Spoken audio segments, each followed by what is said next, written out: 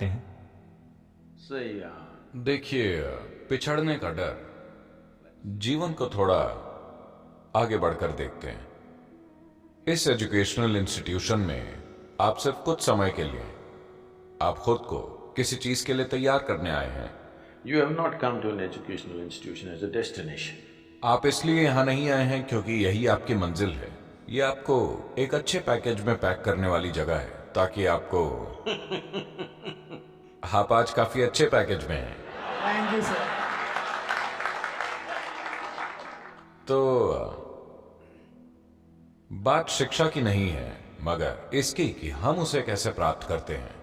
जहां तक पिछड़ने का सवाल है, पिछड़ने का डर, पहले तो डर, पिछड़ने से पहले डर के बारे में बात करते हैं। डर हमेशा इस बारे में होता है कि क्या होगा या क्या नहीं होगा, है ना। डर का संबंध उससे नहीं है जिसे हम अभी अनुभव कर रहे हैं। क्या होगा, हमेशा यही डर होता है। या दूसरे शब्दों में, आपका डर उस चीज के बारे में है जो अभी हुई नहीं है। आपका डर उस चीज के बारे में है जिसका अस्तित्व नहीं है। ये सारे मैनेजमेंट वाले लोग हैं।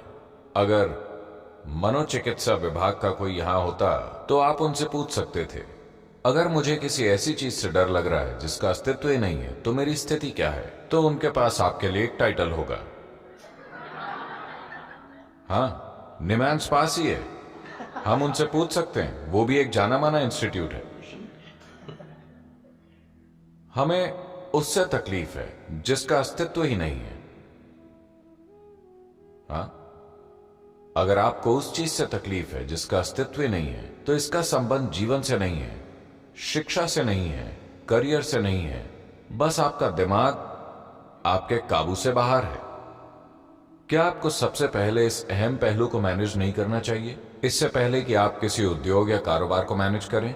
क्या यह महत्वपूर्ण नहीं है कि सबसे पहले आप अपने दिमाग को मैनेज करना सीखें? हेलो, क्या यह महत्वपूर्ण नहीं है? अगर आप अपने दिमाग को मैनेज करना नहीं जानते तो आप दुनिया में क्या मैनेज कर पाएंगे? Managers are all सारे मैनेजर्स परेशान हैं और उनके पेट में अल्सर हो रहे हैं। हाँ, ये आम बात हो गई है। अगर आप सीईओ हैं और 45 की उम्र तक अगर आपको अल्सर नहीं हुए तो आप अच्छे सीईओ नहीं हैं। क्योंकि आप इस तरह संयोग से मैनेज कर रहे हैं। डर इसलिए होता है क्योंकि संभावना सिर्फ संयोग से है ना। मुझे बताइए, मान लीजिए आपको साइकिल चलानी नहीं आती। आप स्टैंड पर खड़ी साइकिल पर बैठे और यूं ही पैडल मारने लगे और वो स्टैंड से उतरकर चलने लगी। घबराहट होगी या नहीं? तेज चलने लगी, डर लगेगा या नहीं? बहुत तेज दहशत होगी या नहीं? साइकिल के कारण दहशत नहीं होती, बस इतना है कि आप उसे चलाना नहीं जानते। अगर आपको चलाना आता हो तो वो जितनी तेज चले उतना मजा आता है ना। जितनी तेज चले उतना अच्छा। very हमने साइकिल बनाई ही इसलिए क्योंकि हम पैदल चलने से तेज चलना चाहते थे, यही मकसद है। लेकिन अगर आपको चलानी नहीं आती तो कितना डर लगता है। right now you तो अभी आपकी समस्या दुनिया से नहीं है, आपकी समस्या आपकी शिक्षा से नहीं है। आपकी समस्या है आपकी शिक्षा प्रणाली। किंडरगार्टन से ही किसी ने आपको नहीं बताया कि खुद को कैसे मैनेज करें।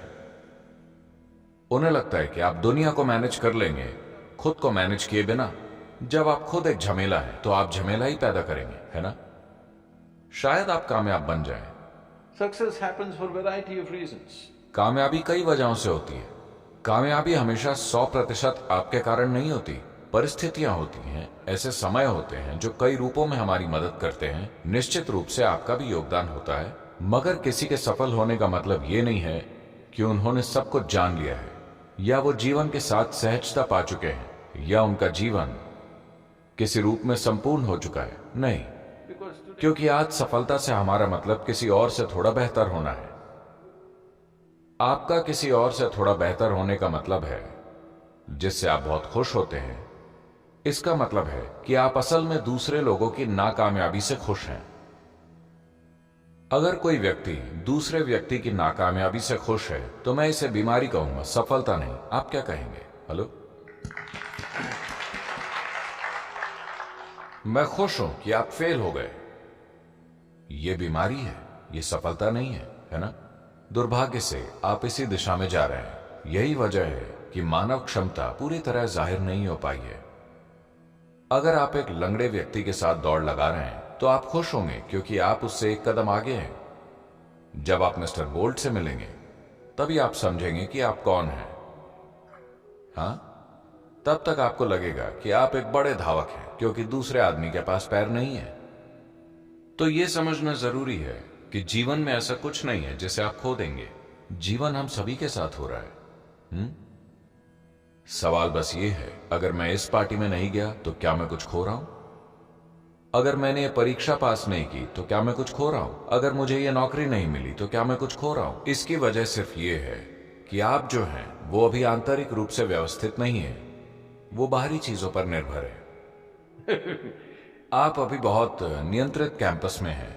आपका कैंपस बहुत ही खूबसूरत है, बहुत ही शानदार कैंपस। और आप बहुत नियंत्रित कैंपस के माहौल में हैं। जब आप बाहरी दुनिया में कदम रखेंगे और अगर आप लोगों को यह तय करने देंगे कि आपके भीतर क्या होता है तो वो आपको कुछ ही समय में पागल कर देंगे। यहां आपके लिए सब व्यवस्थित है, आप मैनेज नहीं कर रहे। आपके साथ क्या होना चाहिए, क्या नहीं होना चाहिए, ये कोई और मैनेज कर रहा है। जब आप सड़क पर निकलते हैं, अगर आप दूसरे लोगों पर छोड़ दें कि वो आपकी खुशी या दुख तय कर सकें तो निश्चित रूप से आप दुखी होंगे क्योंकि वो कई सारी चीजें करेंगे। आपके अंदर क्या होता है यह आपको तय करना चाहिए, है ना? आप लोगों की नकल करी क्यों रहे हैं? ज्यादातर लोग ये जानते भी नहीं हैं कि वो क्या कर रहे हैं। ऐसा हुआ, शंकरन पिल्लई ने पेंटागन ज्वाइन किया।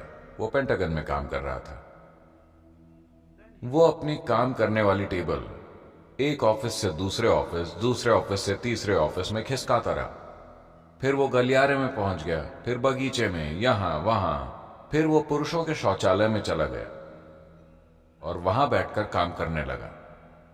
हर कोई ये देख रहा था, इसके साथ क्या समस्या है? शुरू में उन्होंने सोचा कि ये एक रूसी एजेंट है, फिर उन्हें लगा कि वो मुस्लिम आतंकवादी होगा, फिर उन्होंने बाकी सारी चीजें सोची मगर उसने किसी को नुकसान नहीं पहुंचाया था। फिर वो पुरुष शौचालय में बैठकर काम करने लगा। लोगों ने पेंटागन के मनोचिकित्सक को बताया कि यह शख्स पागल हो गया। वो पुरुष शौचालय में काम कर रहा है और वहीं अपना ठिकाना बनाकर काम कर रहा है। मनोचिकित्सक यूं ही टहलते हुए शौचालय में घुसा मानो उसे शौचालय का इस्तेमाल करना हो और बातचीत शुरू कर दी। फिर उसने पाया कि वो काफी ठीक ठाक है, सब कुछ ठीक ही लगा। उसने पूछा, तुम शौचालय में बैठकर क्यों काम कर रहे हो? वो बोला, मैंने हर जगह जाकर देखा। आखिरकार मैंने पाया कि सिर्फ यही वो जगह है जहां लोगों को पता है कि वो क्या कर रहे हैं।